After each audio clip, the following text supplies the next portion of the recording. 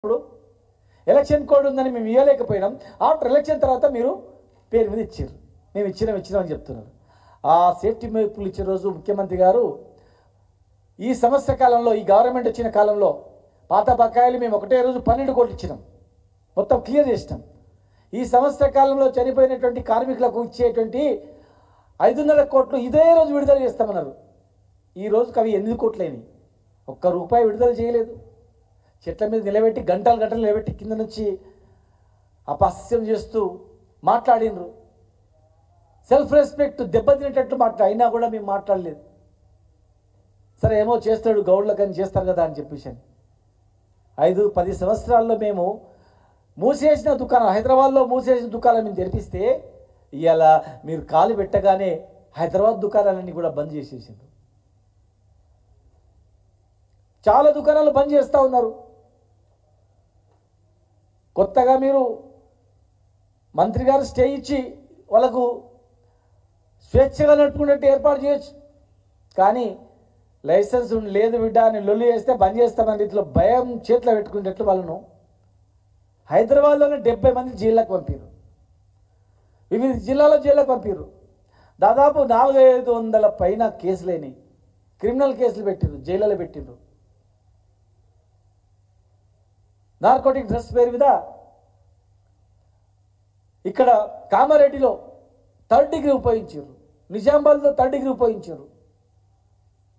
మన సిద్దిపేటలో శాంపిల్ తీసుకుపోయి బిడ్డ మేము లోపలేసారని భయపెట్టించారు. నాగర్కర్లో, మహబూబ్ నగర్లో ఒక వృత్తి మీద ఇంత దాడియా? ఏ పార్టీలో ఉన్నటువంటి గౌడ సోదరు ఆలోచన చేసుకోవాలి దయచేసి. ఈ జాతికి పుట్టిన బిడ్డలుగా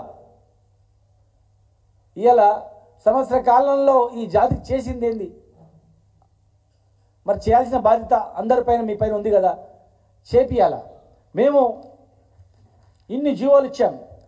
సర్వే పాపన్న విగ్రహాన్ని ట్యాంక్ బండ్ మీద పెట్టాలని చెప్పి స్థలాన్ని కేటాయించినాం. 3 కోట్ల రూపాయల నిధులు బీసీ కార్పొరేషన్ నుంచి కేటాయించినాం. Birthday celebrations Sarvai Papanna, death సెలబ్రేషన్స్ని ప్రత్యేకమైన జీవో ఇచ్చినాం. పుట్టినరోజు సందర్భంగా ఒక ఆనవాయితీగా ప్రారంభించినాం. ప్రతి జిల్లాకు 10 లక్షల రూపాయలు చొప్పున కేటాయించినాం అందరు కలిపి. వర్ధంతి సభలు కూడా నిధులు కేటాయించినాం.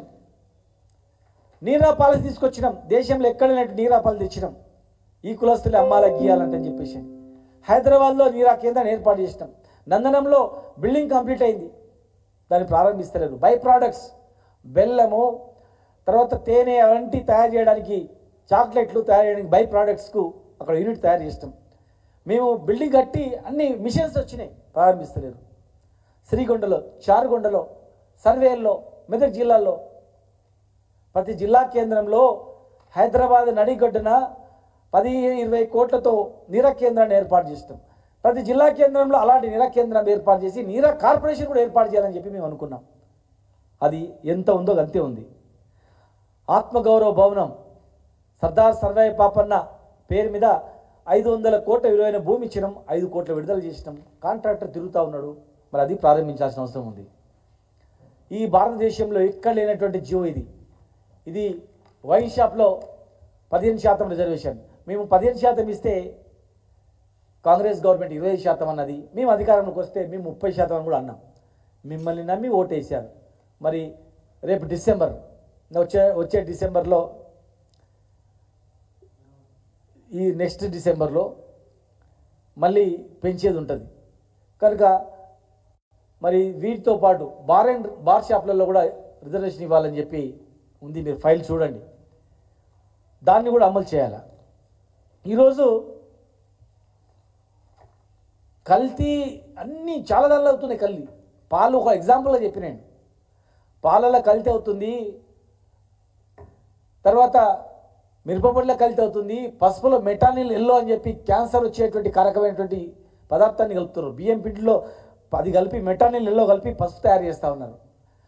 అల్లం వెల్లిపాయ తయారు చేస్తూ ఉన్నారు. అల్లం వెల్లిపాయ కెమికల్స్తో ప్రజలకు ఆరోగ్యానికి ప్రాణహాని ముప్పై అయ్యేటువంటిది. క్యాన్సర్ వచ్చేటువంటిది అనేక పదార్థాలు కలిపి బజార్లో అమ్ముతున్నటువంటి వాళ్ళపైన, అనేక మత్తు పదార్థాలపైన ఈ నార్కోటిక్ డ్రగ్స్ కానీ, ఫుడ్ అడల్టరేషన్ డిపార్ట్మెంట్ కానీ, కల్తీ నివారించే వాళ్ళు కానీ దృష్టి పెట్టకుండా 4 కోట్ల మంది జనాభా తినేటువంటివి, తాగేటువంటి దాని మీద దృష్టి పెట్టకుండా ఇలా కేవలం 2%, 3% తాగేటువంటి కళ్ళుపైనే దృష్టి పెట్టి వేధిస్తారంటే మీ చిత్తశుద్ధి ఏంది అని అడుగుతా ఉన్నాం. గతంలో